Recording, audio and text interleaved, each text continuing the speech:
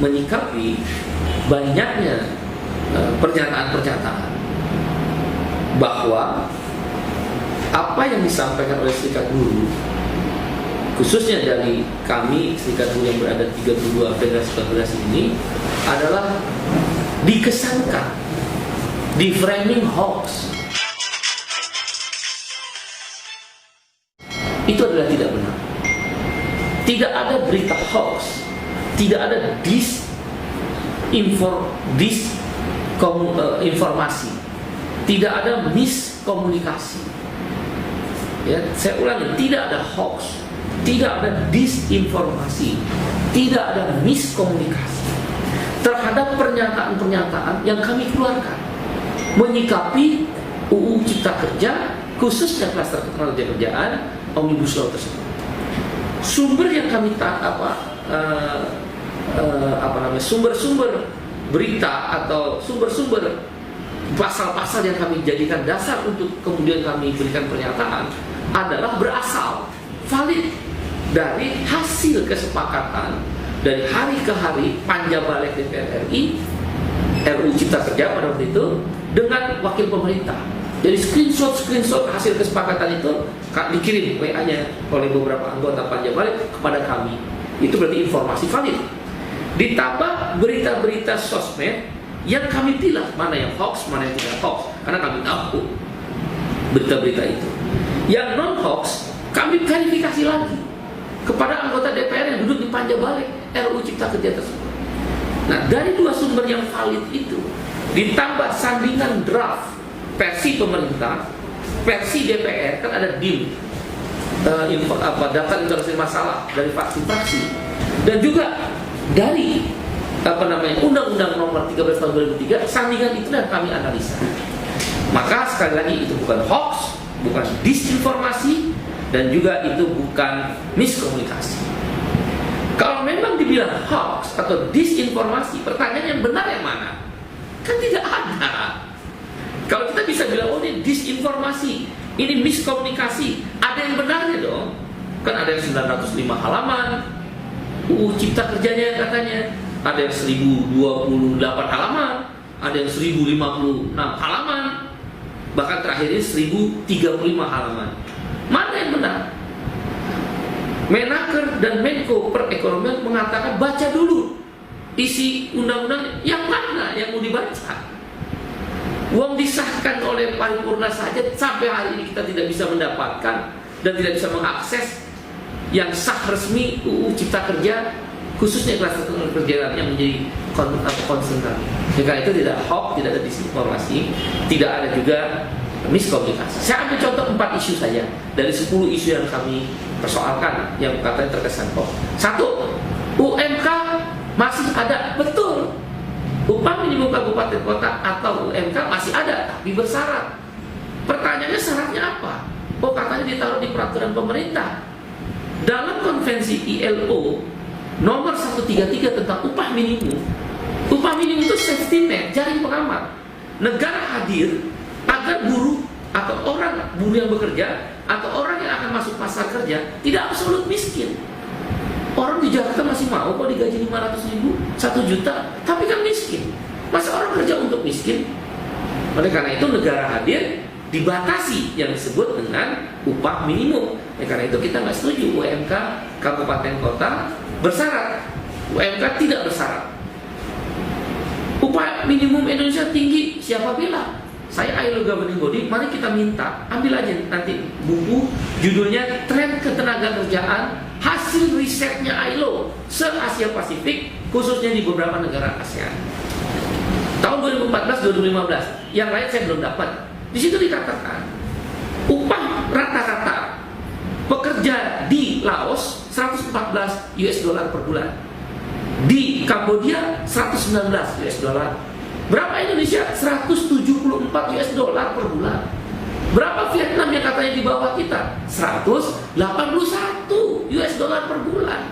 Malaysia 526 US dollar, Filipina 256 US dollar, Thailand 326. Indonesia di bawah negara ASEAN, di atas sedikit Laos, Kamboja, jadi di tengah. Jadi nggak benar kalau itu upah tinggi.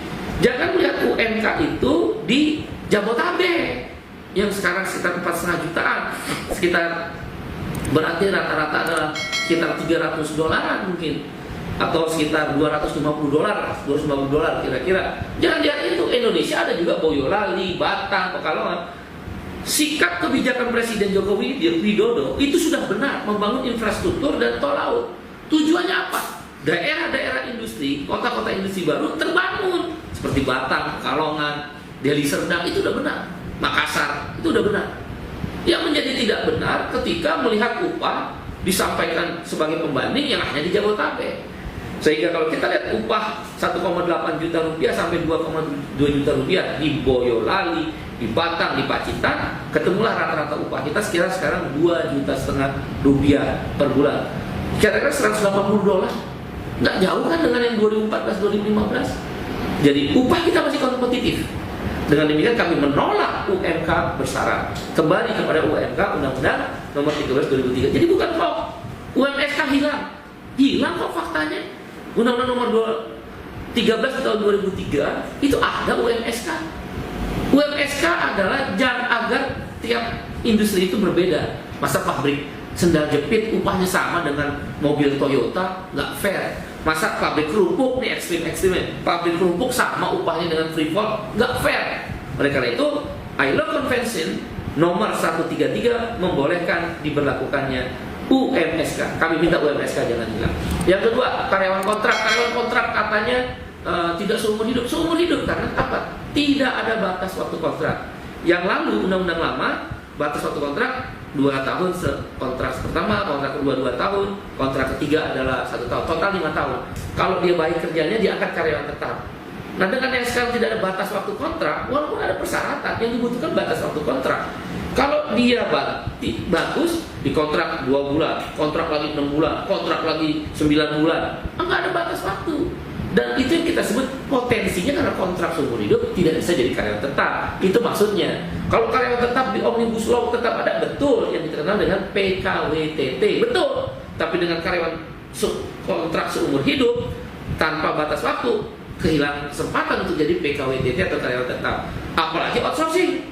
Outsourcing itu adalah pakai agen, lebih parah lagi. Putus kontrak, siapa yang bayar pesangonnya? Siapa yang bayar sisa kontraknya? Oh ada JKP itu pertanyaan, siapa yang bayar iuran? Emang buruh mau bayar iuran untuk dirinya sendiri yang ter-PHK? Yang kedua, JKP itu kan untuk masa kerja 1 tahun. Pengusaha pintar, pengusaha yang menggunakan karyawan kontrak seumur hidup, karyawan outsourcing seumur hidup, caranya apa? Ya udah kontrak aja 6 bulan pecat, 8 bulan kontrak lagi, setelah itu pecat. Yang penting di bawah 1 tahun. Ya nggak bisa JKP itu didapat. Nah itu maksudnya nggak ada hoax. Ya, itu yang kami maksud seumur hidup itu karena nggak ada batas waktu kontrak. Termasuk outsourcing, tidak ada batas jenis pekerjaan apa saja yang boleh outsourcing. Nah, hal-hal itu termasuk pesangon. Dari 32 bulan upah kurang 25 bulan upah. Tapi saya ingin menyampaikan melalui teman-teman media di sini, nggak ada 32 bulan upah. Baca Undang-Undang Nomor 13 tahun 2003 tentang pesangon, pasal 156 dan seterusnya. Di situ dikatakan pesangon ada 3 komponen: uang pesangon, UP, penghargaan masa kerja UPMK, dan penggantian hak 15% namanya UPH. 8 tahun ke atas, baik 10 tahun, 20 tahun, 30 tahun, kalau dia berhenti atau diberhentikan, pesangon cuma 9 bulan upah. UPMK-nya misal saya ambil masa kerja 8 tahun, ini kan beda-beda. 8 tahun berarti UPMK-nya ada 4 bulan upah. 9 tambah 4, 13 bulan upah. UPH-nya adalah 15% dari 13 bulan, katakan 3 bulan. Total 16 bulan. Yang mana yang 32 bulan upah? Jangan menebar rasa ketakutan dan bombastis lah menteri-menteri ini. Dan DPR saya nggak cerdas. Gak ada, yang ada kalau 32 bulan upah, kalau perusahaan tidak punya jaminan pensiun, maka dia membayar itu. Tapi jarang terjadi itu. Yang efisiensi, jarang terjadi efisiensi. Tapi yang benar itu ada hanya 16 bulan upah. Dengan demikian itu yang kita persoalkan. Apa langkah kemudian berikutnya? Langkah berikut pertama adalah pilihan untuk melakukan aksi secara terukur, terarah, dan konstitusional tetap akan dilakukan. Kapan itu dilakukan? Ya tentu nanti kita rapat dulu. Kami nggak mau aksi asal-asalan, dan saya menyerukan melalui teman-teman media, ya teman-teman iNews dan RCTI. Di sini saya menyampaikan bahwa dan media-media yang lain, media televisi yang lain, TV One, Kompas TV dan yang lainnya, saya menyerukan sebagai pimpinan buruh, aksi-aksi buruh tidak boleh rusuh, tidak boleh anarkis, tidak boleh merugikan atau merusak kepentingan-kepentingan umum. Itu sikap daripada federasi dan konfederasi yang bergabung bersama ini, termasuk KSPSI. Bung Andi Gani sudah menyerukan juga tidak ada kerusuhan, tidak tindakan anarkis.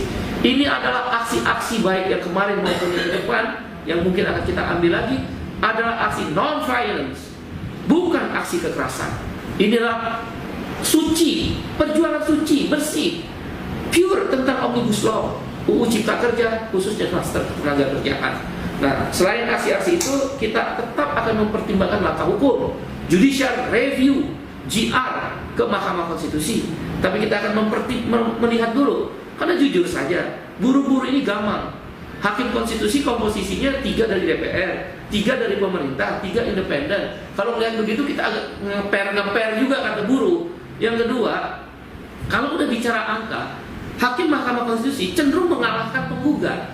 Beberapa kasus-kasus di MK begitu. Misal, pesangon dari 32 turun 25, nanti Hakim MK akan bilang lagi, tidak ada yang salah tentang nilai adalah hak pembuat undang-undang DPR dan pemerintah. Tapi prinsipnya tetap ada pesangon. Buruh kan ngeper juga digituin. Nah, kegamangan jangan direspon negatif. Justru Hakim Mahkamah Konstitusi harus bersikap independen dan menyatakan akan atas nama keadilan dan atas nama ketuhanan yang Maha Esa. Oleh karena itu, langkah-langkah judicial review tetap akan kita ambil dengan mempertimbangkan berbagai pandangan, berbagai variabel-variabel. Secepatnya kita akan lakukan demikian. Dan juga judicial review akan kita lakukan 2 gugatan. Satu gugatan adalah formil, ngumpet-ngumpet dari satu hotel ke hotel, DPR dan pemerintah membahas. Tanggal 8 Oktober harus paripurna, dimajuin tanggal 5 Oktober. Bahkan dari situs-situs media ditemukan katanya kertas kosong yang dibawa dalam rapat paripurna.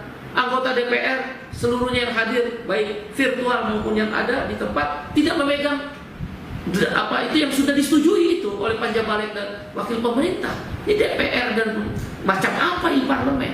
Hari ini aja kita belum bisa mengakses. Makanya kalau dibilang hoax, dibilang kita disinformasi, yang benarnya itu yang mana? Sampai hari ini tidak ada. Kami akan mempertimbangkan itu secara formil, kita akan gugat. Kalau dia menurut MK terjadi cacat formil, batal demi hukum semua Omnibus Law. Dan kedua adalah gugatan material yang tadi saya sebut tentang outsourcing seumur hidup, kontrak seumur hidup, upah murah, pesangon yang diturunkan, kemudian juga tentang PHK dan lain sebagainya. Tapi kita akan dapatkan dulu mana yang benarnya isi UU Cipta Kerja itu. Tentu kelompok-kelompok lain juga akan menggugat secara material, dan kelompok-kelompok lain juga akan melakukan aksi. Kita nggak bisa larang, itu hak konstitusi. Langkah lanjutan yang kami lakukan adalah meminta pemerintah mengeluarkan executive review. Tapi kalau pemerintah tidak bersedia, kita akan dorong. Kan DPR katanya wakil rakyat, mengeluarkan legislative review. Itu sah menurut hukum ketatanegaraan kita. Dan yang keempat, kami tetap akan sosialisasi, kampanye ke buruh, ke masyarakat, ke rakyat. Karena ini bukan persoalan buruh kok, persoalan rakyat, persoalan kawan-kawan mahasiswa. Karena dia akan masuk pasar kerja. Melalui televisi ini, saya mengatakan, kaum buruh bersama Presiden Joko Widodo setuju untuk mengundang investasi, menghilangkan hambatan investasi, mempermudah investasi masuk sehingga bisa menciptakan lapangan pekerjaan yang lebih luas sehingga banyak orang bekerja.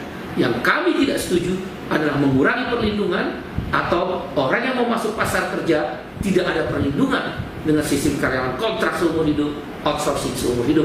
Kami berani berdialog dengan pemerintah yang benar, tapi sungguh-sungguh dialog maksud saya adalah dengan menteri-menteri terkait. Apa definisi karyawan kontrak seumur hidup, apa definisi outsourcing seumur hidup yang kami maksud. Tapi benar-benar pakai pasal yang sudah tertulis. Jangan debat hanya sekedar di media. Kira-kira itulah langkah-langkah yang kami ambil.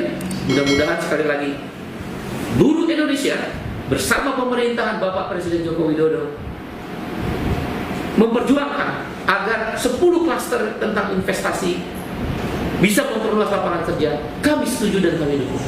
Sepanjang hal-hal yang kontroversial juga harus diselesaikan. Kami nggak setuju tuh tentang AMDAL di lingkungan, tentang tanah petani untuk petani, tentang hal-hal yang dipersoalkan oleh teman-teman aktivis perempuan. dan hal-hal lain. Kalau itu juga tidak diselesaikan, tentu kami tidak setuju. Kami mendukung kelompok-kelompok gerakan sosial lainnya yang menyuarakan, bahkan NU, Muhammadiyah, aktivis lingkungan, semua sudah bicara. Nah, dengan demikian, khusus kelas ketenagakerjaan kita dari Serikat Buruh akan fokus. Demikian yang bisa saya sampaikan.